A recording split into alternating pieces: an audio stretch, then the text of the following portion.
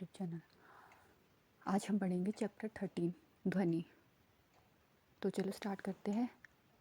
अपने विद्यालय में आपको कैसे ज्ञात होता है कि कालांश पीरियड समाप्त हो गया है? दरवाजे की घंटी की ध्वनि अथवा खटखटाने, दस्तक की आवाज़ सुनकर आपको तुरंत पता चल जाता है कि आपके दरवाजे पर कोई आया है।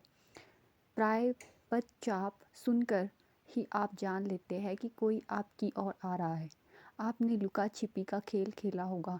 इस खेल में एक खिलाड़ी की आंखों पर पट्टी बांध दी जाती है और उसे अन्य खिलाड़ियों को पकड़ना होता है। आंखों पर पट्टी बंधे होने पर भी उस खिलाड़ी को कैसे पता चल जाता है कि उसके सबसे समीप कोई खिलाड़ी है?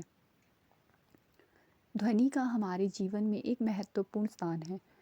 एक दूसरे से संपर्क करने में यह हमारी सहायता करती है। अपने चारों ओर हमें विभिन्न प्रकार की ध्वनियाँ सुनाई पड़ती है। अपने आसपास सुनाई देने वाली ध्वनियों की एक सूची बनाइए। अपने विद्यालय के संगीत कक्ष में आप बांसुरी, तबला, हारमोनियम आदि वाद्य यंत्रों की ध्वनियाँ सुनते हैं। ध्वनि कैसे उत्पन्न होती है? यह एक स्थान से दूसरे स्थान तक किस प्रकार पहुँचती है? ध्वनि को हम कैसे सुन पाते हैं? कुछ ध्वनियाँ दूसरों की अपेक्षा प्रबल क्यों होती है? इस अध्याय में हम ऐसे ही कुछ प्रश्नों पर विचार विमर्श करेंगे। ध्वनि कंपित वस्तुओं द्वारा उत्पन्न होती है। विद्यालय की घंटी जब बज ना रही हो, छूकर देखिए, आप कैसा अनुभव करते हैं? जब वह ध्वनि उत्पन्न कर रही हो तो उसे पुनः छूकर देखिए, क्या आप उसे कंपित होता हुआ अनुभव कर सकते हैं? क्रियाकलाप 13.1 धातु की एक प्लेट अथवा एक कढ़ाई लीजिए। इसे किसी सुविधाजनक स्थान पर इस प्रकार लटकाइए कि यह किसी दीवार को न छुए। अब इस पर किसी छड़ी से चोट मारिए। क्या आपको कोई ध्वनि सुनाई पड़ती है? प्लेट अथवा कढ़ाई को धीमे से अपनी अंगुली से छूकर देखिए, क्या आप कंपनों का अनुभव करते हैं? प्लेट पर फिर से छड़ी से चोट मारिए तथा चोट मारने के तुरंत बाद इसे अपने हाथों से कसकर पकड़ लीजिए। क्या आप अब भी ध्वनि सुन पाते हैं? जब प्लेट ध्वनि उत्पन्न करना बंद कर दे तब इसे फिर से छूकर देखिए, क्या अब आप कंपनों का अनुभव कर पाते हैं? क्रियाकलाप 13.2 रबड़ का एक छल्ला लीजिए। इसे चित्र 13.3 में दिखाए अनुसार एक पेंसिल बॉक्स पर चढ़ाएं। बॉक्स तथा तानित रबड़ के बीच में 2 पेंसिल लगाइए। अब रबड़ के छल्ले को लगभग बीच में से खींचकर छोड़ दीजिए। क्या आपको कोई ध्वनि सुनाई देती है? क्या रबड़ का छल्ला कंपन करता है? रबड़ के छल्ले को कर्षित प्लग करना। कक्षा 7 में आप अध्ययन कर चुके हैं कि किसी वस्तु की अपनी माध्य स्थिति के इधर उधर या आगे पीछे होने वाली गति को कंपन कहते हैं। जब कसकर तानित एक रबड़ के छल्ले को कर्षित करते हैं या बीच से खींचकर छोड़ते हैं तो यह कंपन करता है और ध्वनि उत्पन्न करता है। जब यह कंपन करना बंद कर देता है तो ध्वनि बंद हो जाती है। क्रियाकलाप 13.3 धातु की एक थाली लीजिए। इसमें कुछ जल डालिए। एक चम्मच से इसके किनारे पर आघात कीजिए। क्या आप ध्वनि सुन पाते हैं? थाली पर पुनः आघात कीजिए। अब इसे छूकर देखिए, क्या आप थाली का कंपित होता अनुभव करते हैं? थाली पर पुनः आघात कीजिए। जल की सतह को देखिए, क्या आप वहाँ पर कोई तरंगे देख पाते हैं? जब थाली को पकड़िए, अब थाली को पकड़िए, आप जल की सतह पर क्या परिवर्तन देखते हैं? क्या आप इस परिवर्तन की व्याख्या कर सकते हैं? क्या इससे वस्तु के कंपनों को ध्वनि के साथ जोड़ने का कोई संकेत मिलता है? इस प्रकार हमने देखा कि कंपायमान वस्तुएं ध्वनि उत्पन्न करती है। कुछ स्थितियों में ये कंपन हमें आसानी से दिखाई दे जाते हैं, लेकिन अधिकांश स्थितियों में उनका आयाम इतना कम होता है कि हम उन्हें देख नहीं पाते, तथापि हम इन कंपनों का अनुभव कर सकते हैं। क्रियाकलाप 13.4 नारियल का एक खोखला खोल लीजिए और उससे एक वाद्य यंत्र, एक तारा बनाइए। इसे आप किसी मिट्टी के बर्तन से भी बना सकते हैं। इस वाद्य यंत्रों को बजाइए और इसके कंपयान भाग को पहचानिए। सुपरिचित वाद्य यंत्रों की एक सूची बनाइए और उनके कंपयान भागों को पहचानिए। कुछ उदाहरण सारणी 13.1 में दिए गए हैं। शेष सारणी को पूरा कीजिए। संभवतः आपने मंजीरा, झांझ, घटम तथा नोट मिट्टी के बर्तन तथा करताल देखे होंगे। ये वाद्य यंत्र सामान्यतः हमारे देश के अनेक भागों में बजाए जाते हैं। इन वाद्य यंत्रों को केवल पीटा या आघात किया जाता है। क्या आप इस प्रकार के कुछ अन्य वाद्य यंत्रों के नाम बता सकते हैं? आप भी एक वाद्य यंत्र बना सकते हैं। क्रियाकलाप 13.5 धातु के 6-8 कटोरे या गिलास लीजिए। उन्हें एक सिरे से दूसरे सिरे तक क्रमशः जल के बढ़ते स्तर तक भरिए। अब एक पेंसिल लेकर कटोरे पर धीमे से एक के बाद एक आघात कीजिए। आप एक सुखद ध्वनि सुनेंगे। यह आपका जल तरंग है। जब हम किसी वाद्य यंत्र जैसे सितार के तार को कर्षित करते हैं तो हमें केवल तार की ही ध्वनि सुनाई नहीं देती, वास्तव में संपूर्ण यंत्र कंपन करता है और इस पूरे यंत्र के कंपन से उत्पन्न ध्वनि को हम सुनते हैं। इसी प्रकार जब हम किसी मृदंगम की छिल्ली पर आघात करते हैं तो हम केवल छिल्ली की आवाज़ ही नहीं सुनते बल्कि संपूर्ण यंत्र की आवाज़ सुनते हैं। जब हम बोलते हैं तो क्या हमारे शरीर का कोई भाग कंपित होता है? मनुष्य द्वारा उत्पन्न ध्वनि। कुछ समय तक जोर से बोलिए या गाना गाइए अथवा भोरे की तरह गुंजन कीजिए। चित्रानुसार अपने हाथ को अपने कंठ पर रखिए। क्या आपको कुछ कंपनों का अनुभव होता है? मानवों में ध्वनि वाक् यंत्र अथवा कंठ द्वारा उत्पन्न होती है। अपनी अंगुलियों को कंठ पर रखिए और एक कठोर उभार को खोजिए जो निगलते समय चलता हुआ प्रतीत होता है। शरीर का यह भाग वाक् यंत्र कहलाता है। यह श्वास नली के ऊपरी सिरे पर होता है। वाक् यंत्र या कंठ के आर पार दो वाक् तंतु इस प्रकार तानित होते हैं कि उनके बीच में वायु के निकलने के लिए एक संकीर्ण झिर्री बनी होती है। जब फेफड़े वायु को बलपूर्वक झिर्री से बाहर निकालते हैं तो वाक् तंतु कंपित होते हैं जिससे ध्वनि उत्पन्न होती है। वाक् तंतुओं से जुड़ी मांसपेशियां तंतुओं को तना हुआ या ढीला कर सकती है। जब वाक् तंतु तने हुए और पतले होते हैं तब वाक् ध्वनि का प्रकार या उसकी गुणता उस वाक् ध्वनि से भिन्न होती है। जब वाक् तंतु ढीले और मोटे होते हैं, आइए देखें कि वाक् तंतु किस प्रकार कार्य करते हैं। क्रियाकलाप 13.6 समान साइज की रबड़ की दो पट्टियाँ लीजिए। इन दोनों को एक दूसरे के ऊपर रखकर कसकर तानिए। अब इनके बीच के अंतराल में हवा फूंकिए। तब तानित रबड़ की पट्टियों के बीच से हवा फूंकी जाती है तो ध्वनि उत्पन्न होती है। एक कागज़ के टुकड़े जिसमें एक पतली छिर्री बनी हो की सहायता से भी आप इस क्रियाकलाप को कर सकते हैं। कागज़ को अपनी उंगलियों के बीच चित्र की भांति पकड़िए। अब झिर्री के बीच से हवा फूंकिए और ध्वनि सुनिए। हमारे वाक् तंतु भी ठीक इसी प्रकार ध्वनि उत्पन्न करते हैं। पुरुषों के वाक् तंतुओं की लंबाई लगभग 20 mm होती है। महिलाओं में इसकी लंबाई लगभग 15 mm होती है। बच्चों में वाक् तंतु बहुत छोटे होते हैं। यही कारण है कि पुरुषों, महिलाओं तथा बच्चों की वाक् ध्वनियाँ भिन्न भिन्न होती है। ध्वनि संचरण के लिए माध्यम की आवश्यकता होती है। जब आप कुछ दूरी पर खड़ी अपनी सहेली को पुकारती है तो आपकी सहेली आपकी आवाज़ को सुन पाती है। उसके पास तक आपकी ध्वनि कैसे पहुंचती है। क्रियाकलाप 13.7 धातु तथा कांच का एक गिलास लीजिए। सुनिश्चित कीजिए कि यह सूखा हो।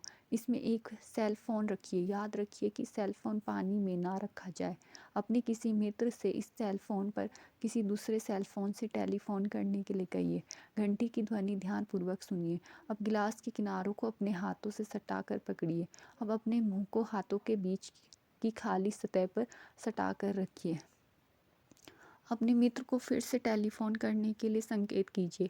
गिलास में से वायु को मुंह द्वारा खींचते हुए घंटी की आवाज़ को सुनिए कि गिलास में से वायु बाहर खींचने पर घंटी की ध्वनि धीमी हो जाती है।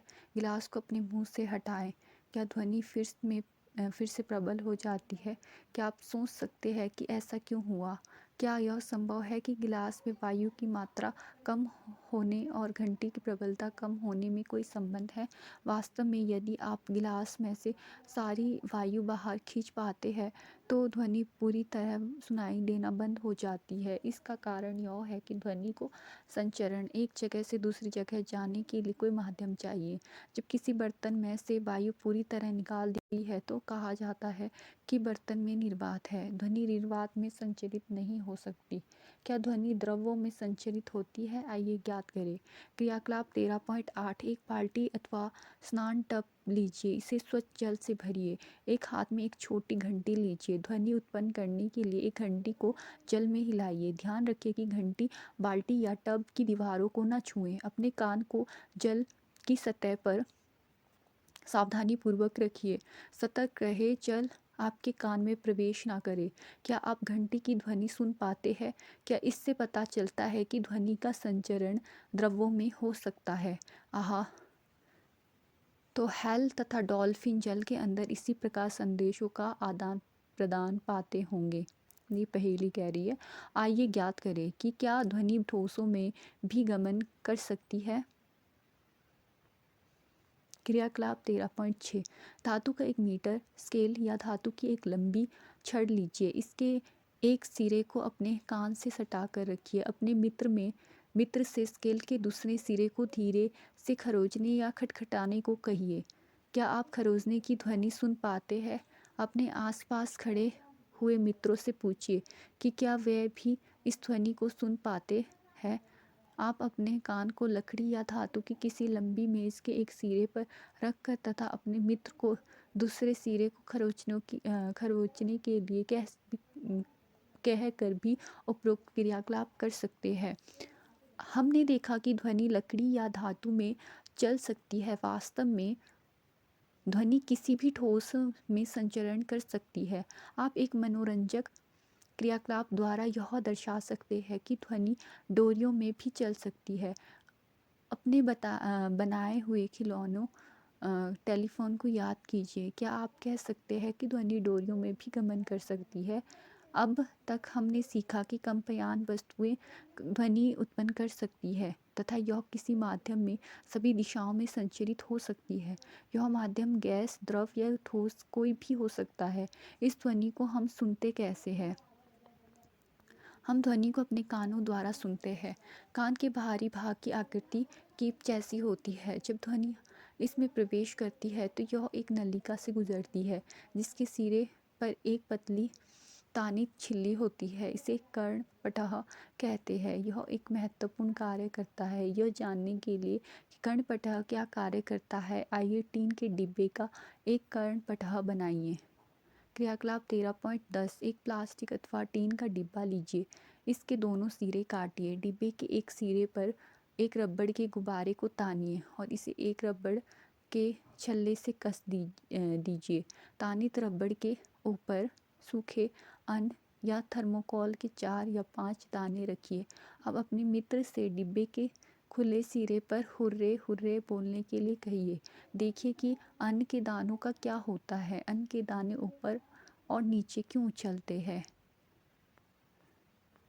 कर्णपटह एक तानित रबड़ की शीट के समान होता है। ध्वनि के कंपन कर्णपटह को कंपित करते हैं। चित्र 13.16 में दिखाया गया है। कर्णपटह कंपनों को आंतर कर्ण इनर एयर तक भेज देता है। वहाँ से संकेतों को मस्तिष्क तक भेज दिया जाता है। इस प्रकार हम ध्वनि को सुनते हैं।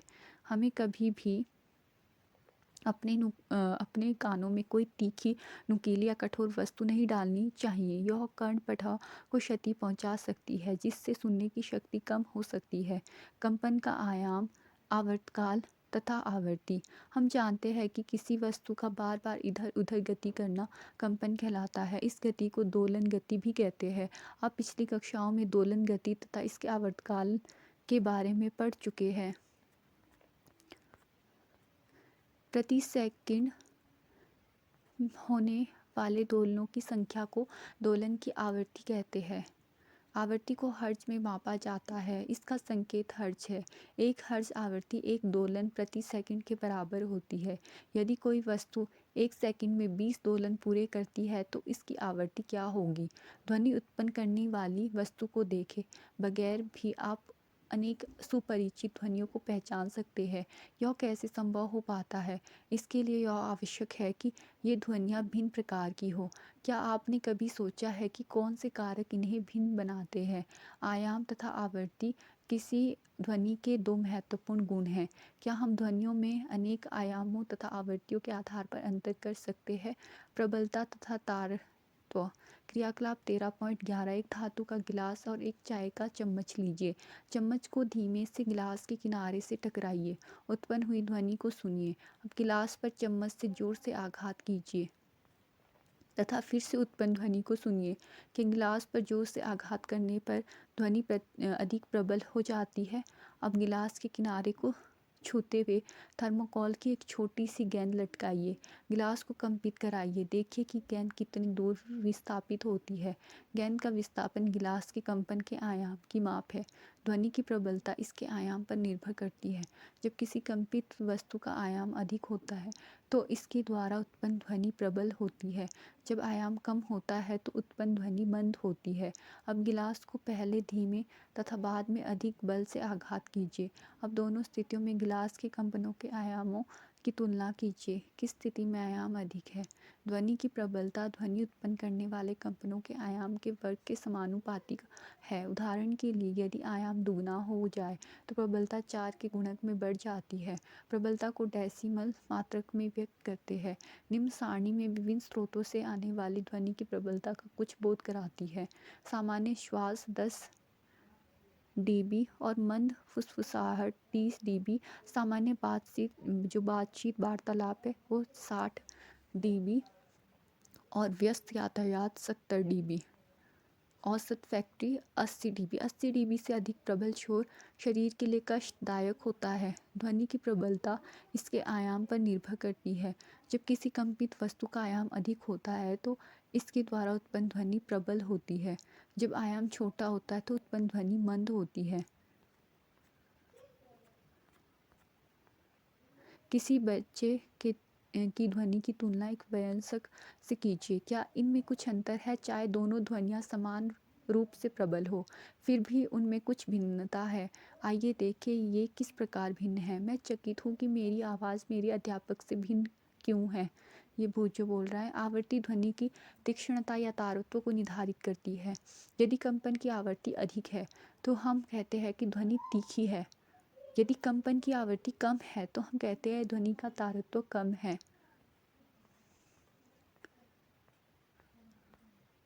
उदाहरण के लिए ढोल मंद आवृत्ति से कंपित होता है इसीलिए यह कम तारत्व की ध्वनि उत्पन्न करता है। दूसरी ओर सीटी की आवृत्ति अधिक होती है और इसलिए अधिक तारत्व की ध्वनि उत्पन्न करती है।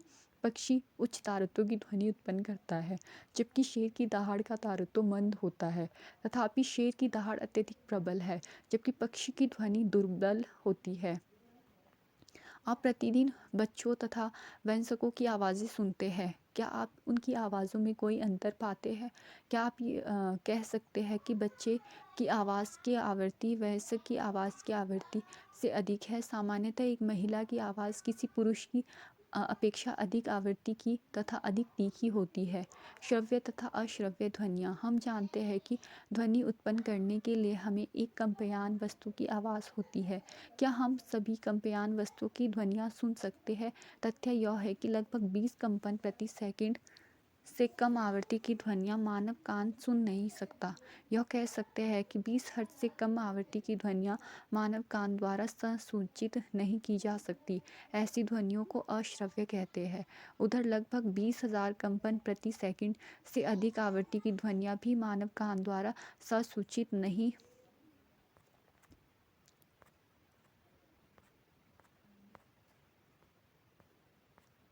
होती। अतः मानव कानों के लिए श्रव्य की आवृत्ति का परास लगभग 20 हर्ट्ज से 20,000 हर्ट्ज तक है। इसका अर्थ यह है कि हम केवल 20 हर्ट्ज से 20,000 हर्ट्ज के बीच की आवृत्ति वाली ध्वनियाँ ही सुन सकते हैं। शोर तथा संगीत। हम अपने चारों ओर विभिन्न प्रकार की ध्वनियाँ सुनते हैं। क्या ध्वनियाँ सदैव सुखद होती है? क्या ध्वनियाँ कभी कभी आपको कष्ट पहुँचाती है? कुछ ध्वनियाँ आपको सुखद लगती है जबकि कुछ अच्छी नहीं लगती। मान लीजिए आपके अड़ोस पड़ोस में निर्माण कार्य चल रहा है? क्या निर्माण स्थल से आने वाली ध्वनियाँ सुखद प्रतीत होती है?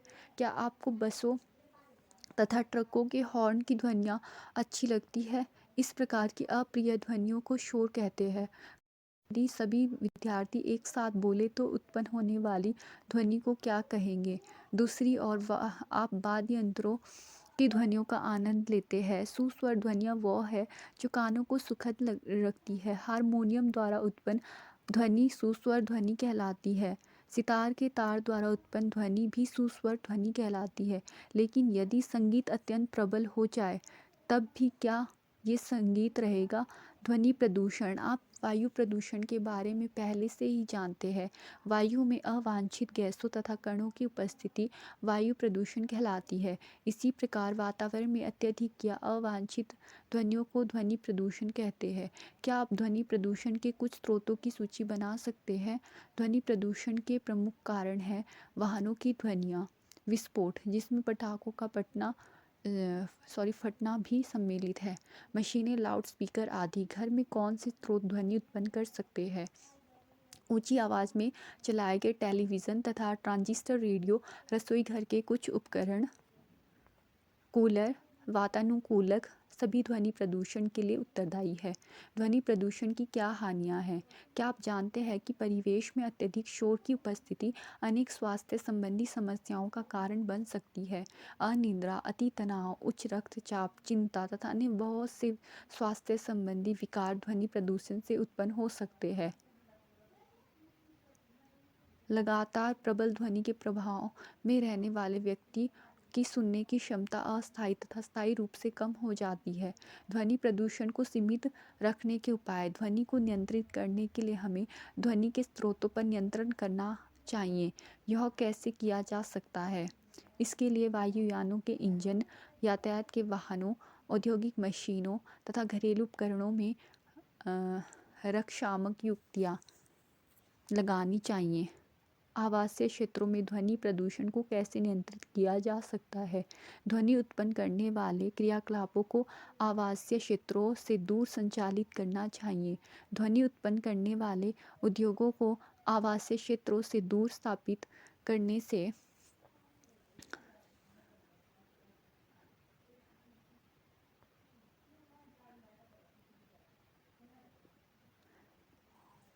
कम ध्वनि सुनाई देती है। स्वचालित वाहनों के हॉर्न का उपयोग कम से कम करना चाहिए। टेलीविज़न तथा संगीत निकायों की ध्वनि प्रबलता कम रखनी चाहिए। ध्वनि प्रदूषण के हानिकारक प्रभाव को कम करने के लिए सड़कों तथा भवनों के आसपास पेड़ लगाने चाहिए जिससे कि ध्वनि आवासों तक ना पहुंच पाए। श्रवण क्षति। पूर्णतः श्रवण क्षति जो कि बिरले ही होती है, प्राय जन्म से होती है। आंशिक अशक्तता सामान्यतः किसी बीमारी, चोट या उम्र के कारण होती है। कठिन श्रवण शक्ति वाले बच्चों को विशेष देखभाल की आवश्यकता होती है। ऐसे बच्चे इंगित भाषा, संकेत भाषा को सीखकर प्रभावशाली ढंग से संपर्क कर सकते हैं क्योंकि वाक शक्ति श्रवण के परिणाम स्वरूप विकसित होती है। इसलिए श्रवण अशक्तता से ग्रस्त बच्चे की वाक शक्ति भी दोषपूर्ण हो सकती है। प्रौद्योगिकी युक्तियों ने श्रवण क्षति ग्रस्त व्यक्तियों के जीवन की गुणवत्ता में सुधार को संभव बना दिया है। श्रवण क्षतिग्रस्तों के रहन सहन के वातावरण में सुधार लाने के लिए समाज बहुत कुछ कर सकता है। कुछ जंतु 20,000 हर्ट्ज से भी अधिक की आवृत्ति की ध्वनियों को भी सुन सकते हैं। कुत्तों में यह क्षमता है कि पुलिसकर्मी उच्च आवृत्ति की ध्वनि उत्पन्न करने वाली सीटियों का उपयोग करते हैं जिसे कुत्ते सुन सकते हैं लेकिन मानव नहीं सुन पाते। जाने माने पराश्रव्य ध्वनि अल्ट्रासाउंड उपकरण जो चिकित्सा के क्षेत्र में अनेक समस्याओं के अनुसंधान तथा निदान के लिए प्रयोग किया जाता है या होता है 20,000 हर्ट्ज से अधिक की आवृत्ति पर कार्य करते हैं। आपने क्या सीखा? ध्वनि कंपन करती है। करती हुई वस्तु द्वारा उत्पन्न होती है। मानव वाक तंतुओं के कंपन द्वारा ध्वनि उत्पन्न करते हैं। ध्वनि किसी माध्यम, गैस, द्रव और ठोस से संचरित होती है। यह निर्वात में संचरित नहीं हो सकती। कर्णपटह ध्वनि के कंपनों को अनुभव करते हैं। यह इन संकेतों को मस्तिष्क तक भेज देते हैं। इस प्रक्रिया को श्रवण कहते हैं। प्रति सेकंड होने वाले दोलनों या कंपनों की संख्या दोलन की आवृत्ति कहलाती है। आवृत्ति को हर्ट्ज में व्यक्त करते हैं। कंपन का आयाम जितना अधिक होता है, ध्वनि उतनी ही प्रबल होती है। कंपन की आवृत्ति अधिक होने पर तारतम्य अधिक होता है और ध्वनि अधिक तीक्ष्ण होती है। अप्रिय ध्वनियाँ शोर कहलाती है। अत्यधिक या अवांछित ध्वनियाँ ध्वनि प्रदूषण उत्पन्न करती है। ध्वनि प्रदूषण मानवों के लिए स्वास्थ्य समस्याएं उत्पन्न कर सकता है। ध्वनि प्रदूषण को न्यूनतम करने के प्रयास करने चाहिए। सड़क के किनारे तथा अन्य स्थानों पर पेड़ लगाने से ध्वनि प्रदूषण को कम किया जा सकता है। Thank you for watching. अगर मेरे द्वारा दी गई इन्फॉर्मेशन आपको महत्वपूर्ण लगती है तो मेरे चैनल को लाइक, शेयर और सब्सक्राइब कर लें।